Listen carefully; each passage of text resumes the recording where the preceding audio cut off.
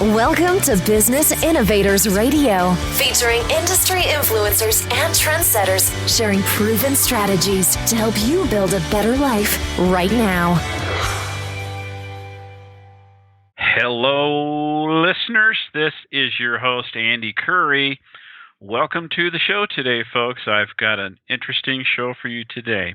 I have on the line with me Duane Cashin. Duane has been speaking professionally for 6 years, and the content he speaks on is sales and sales management. Duane speaks primarily in the U.S., but has spoken internationally. He is based out of Connecticut. He wrote a book called Expect More, Sell More. I really like that title. So, Duane, welcome to the show. Thanks very much, Andy. We're very happy to have you here with us, Duane. Let's talk about your speaking business to begin with. Who are you talking to, and what are you teaching them? I speak in a couple of different venues. One of them is at annual conferences for associations. I also speak for corporations at an annual kickoff meeting or a quarterly meeting where they bring their sales people in. And those are primarily the two venues that I speak in. Okay. And so let's say that we're going to listen to you speak. What is it you would be teaching me? Teach me some things that you would be teaching them, if you would. Okay. I focus primarily on the front end of the sales process. Salespeople and business people usually find that to be the most difficult aspect, and that is meeting other business people, gaining audience with decision makers, scheduling appointments, and basically getting in the door. That typically is the most difficult part of the sales process, how to differentiate oneself and how to capture attention. And that's the area of the sales process that I find to be most interesting. Okay, so getting into the door, so like if I was selling some kind of a service and I want to go see a corporate executive, is that what you mean by getting into the door? Yeah. I help salespeople and business people gain audience with decision makers. An awful lot of time is wasted in working with influencers or people that do not have decision-making authority. So salespeople will get an audience with them or get an appointment with them, and sometimes falsely believe that this individual can make the decision. So I help them understand how to capture the attention of top decision makers. And the way we do that primarily is to understand three things. We try to do a little research on the industry that they're in, so we understand some of the trends that they're dealing with. Of course, we go on the website of the company that we're contacting to understand a little bit about their products and services. And also, it's very helpful to understand some of the customers that they serve, because depending upon who they serve, it's going to determine how they think. For example, if they're in the medical field and they're serving hospitals, well, hospitals may have may be very demanding in the area of service because they're serving patients, and this is, mission critical, very important stuff, versus serving someone in the area of office supplies where there isn't quite the sense of urgency about buying supplies and office products. So we want to try to understand the buyer and the issues that they face, and in that way we can put together a solution that's really going to address their needs. And in doing that, we differentiate ourselves, and now we're getting more appointments and we're getting referrals, and this whole thing just ends up turning into a very positive experience. What do you teach the tactics on finding out all the information that you can about someone? Do you have like a checklist that you give people saying, here's the things you need to do?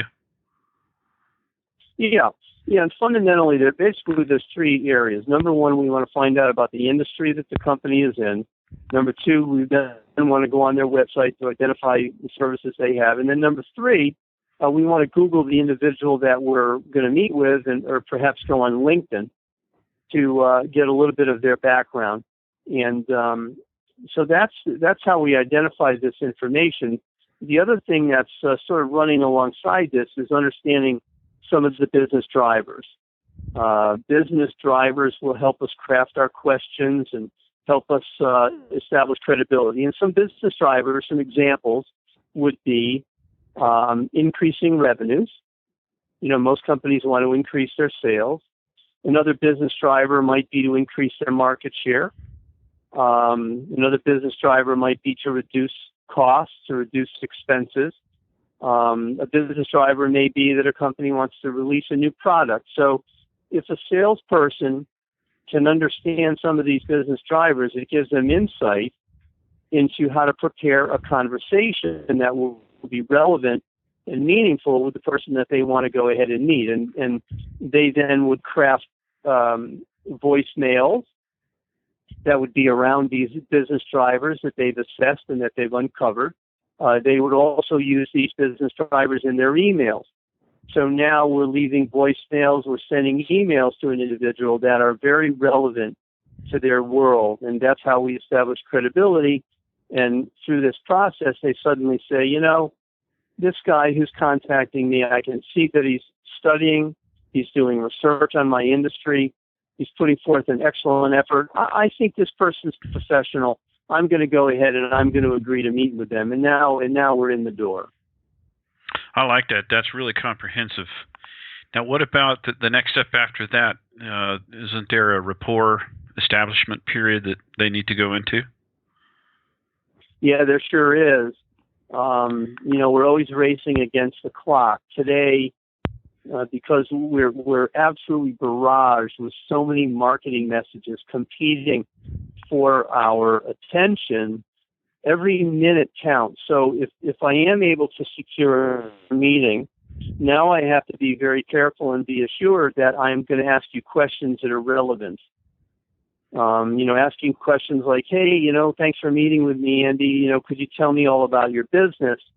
Prospects do not have time for those any longer. And frankly, because of the information on the internet, they expect us to do some initial research and be on top of that. So all of the questions that we ask have to be germane and relevant to that person's world, to their title, to their industry, to their company. And when we do that, we establish credibility, we establish rapport, as you said, and then they relax with us. They feel comfortable. And when that happens, they'll open up and truly share with us their concerns. And that's when we can really put a proposal together that is custom tailored to their needs. And that's how we differentiate ourselves. I like that. Do you ever talk about or teach mirroring? Is that part of what you do? Yeah. Mirroring is important. We just have to be sure we don't, take it too far. But there's no question that we are most comfortable with someone that is similar to us. And in mirroring, so here's one thing that I would highly recommend people pay attention to, and that is the pace at which the prospect speaks. Because if you're dealing with a prospect who speaks rather quickly and you're speaking slowly, and this is your pattern of speech, and they're speaking really rapidly, what's going to happen is they're going to get bored. You're not going to make the connection with them. And the unfortunate thing is that disconnect happens so fast today. People have no patience. That's why I say we're constantly racing against the clock. I look at it like we're always buying ourselves another minute. If I ask you a good question or I make a comment that's relevant, I just bought myself a minute with you. Right. And if I can continue, and if I can continue to go down that pathway of relevance with you, next thing you know, I bought 2 minutes. And then I bought 4 minutes. And then I bought 8 minutes. And next thing you know, we're 10, 15 minutes into this. And now we're having a conversation. It's not a product pitch.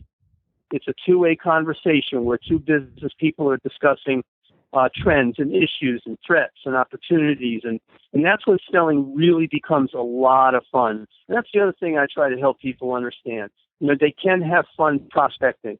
If you can articulate value, you can really have cool conversations with people, and it makes all the difference in the world. Earlier, you mentioned LinkedIn. How important is LinkedIn to your what you do? Well, I think LinkedIn is very important because it truly is a professional directory. I was on the phone with an executive just this morning, as a matter of fact, and he said, "Hey, Duane, I'm on your LinkedIn profile." So while I'm talking with him, he pulled up my LinkedIn profile, and what he's looking for is, am I credible? Am I professional? Does he, in fact, want to spend more time with me? Because the number one fear of decision makers is that a salesperson is going to waste their time. Right. That's what they're, our job is really not to, this may sound strange what I'm about to say, but I know this to be true. Our job is not necessarily to have them in the very beginning of a conversation to be really super impressed with us, as much as to have them say, I don't think this person will waste my time.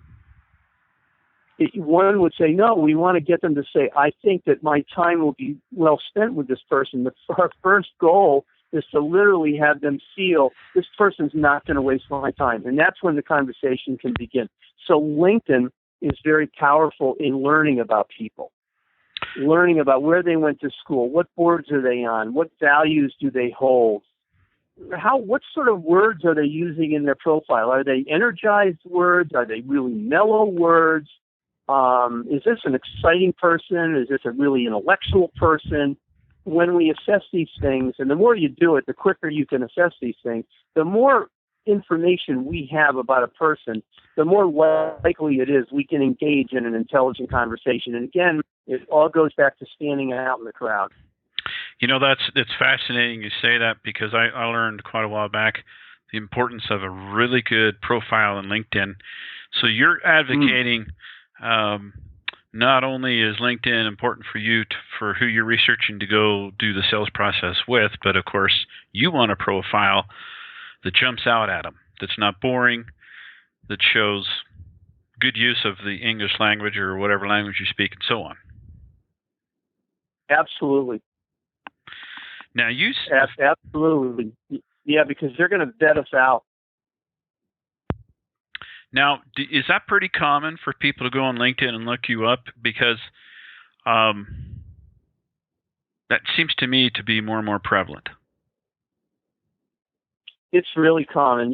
Today, for example, before talking with you, I made 30 prospecting calls. And these are presidents of companies that I sent a letter to, introducing myself and letting them know that I was going to be calling them. So these individuals, some of them, as soon as they got my letter, they went on LinkedIn to look at my profile. Mm-hmm. One gentleman, as I said, when I'm talking to him, he was looking at my profile. So, yeah, and you can see how many people look at your profile, and that's a good indicator of what sort of activity you have going on. But yeah, it's recognized as a professional directory, and it's useful in learning about prospects, and it's also people are using it to vet us out, because if we don't look credible on there, they're not going to take our call. Right. Good point. They're going to look at it and say, I don't respect this person. The profile is too sparse. Their education, there's no awards, there's no background, there's no testimonials from other people. They don't have 500 plus contacts, and they're not part of any groups. They're not an inquisitive person. They're not a curious person, and this is really unfortunate, but this is the way it goes today. We're passing judgment on one another so rapidly, and we just have to, as sales professionals, we have to accept that that's the truth, and we have to play the game and really make ourselves look really good out there. Absolutely. Now, before we started the interview, we talked a little bit, and you told me you had spoken China. Is that correct? I did. I did some work with sales managers and company owners in China. They're fascinated with our business acumen, and it was quite an interesting experience. I have to ask, how did that translate over? Because there's cultural differences, was it difficult to teach them, or how did that work for you? Well, that's a good question. I had an interpreter, This gentleman had actually done work in the government, worked with Henry Kissinger many years ago, and this interpreter I was fortunate to have somebody who was extremely articulate in both English and Chinese. So much so that he understands the cultural differences in humor and how to position things. I always try to inject humor. You know, we like to laugh while we're learning, and he was magnificent. So all I can tell you is that the audience reaction was excellent. So he must have done a great job. Yeah, that's fantastic. I'll bet that was fascinating for you to do that. It really was. The thing that was so fascinating about it, frankly, and I don't want to offend anyone with this, but I just like to be straight with people. And here's what I observed. These people in this audience, every single one of them was sitting on the edge of their seat. They were so thirsty for knowledge. It was amazing. I mean, they just picked my brain dry. And sometimes when I do work with American audiences, sometimes when you have some senior or tenured sales representatives in the room, they don't seem to have the curiosity. You know, they just sort of sit there, and I don't want to say they think they know it all, but they just don't seem to be driven by curiosity. And I really recommend to people that you maintain curiosity in business because it keeps you alive. Right. It makes you unique. It also makes it fun, you know? Absolutely. It's always fun to learn, I think. Yeah, I mean, how can anybody today say that they're done? You know, how can anybody, with how rapidly things change, say, you know what, I've reached a level of knowledge where I'm comfortable with it? I just don't see that as being effective at all. I agree. Well, Duane, how can people know more about you and like if they want to hear you speak or want to get some information from you? Well, they can go to my website, which is my name. It's DuaneCashin.com. Okay. Well, Duane, go ahead. I'm sorry. Yeah, they can contact me via email through my website, and would love to hear from anyone. Okay. Well, Duane, thank you for sharing with us your expertise on the sales and such. That was great information. Well, my pleasure. I appreciate the opportunity, Andy. Thank you. Thanks for listening to Business Innovators Radio. To hear all episodes featuring leading industry influencers and trendsetters, visit us online at businessinnovatorsradio.com today.